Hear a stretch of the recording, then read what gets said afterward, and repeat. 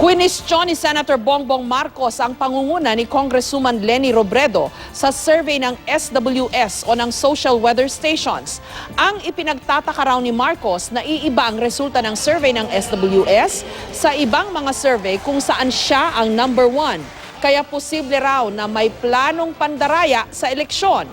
Umalma naman si Robredo sa pahayag ni Marcos. Hindi raw patas ang pahayag ng senador dahil pinaghihirapan naman daw ng kanyang mga taga-suporta ang pangangampanya.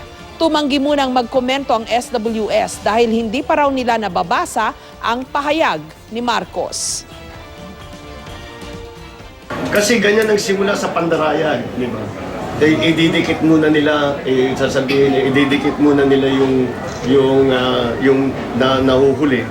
Minaalala po nating massive na pandaraya, yung 1986 na eleksyon na involved yung kanyang tatay. Hindi natin gagawin yung isang bagay na nilabanan nga natin from the very start.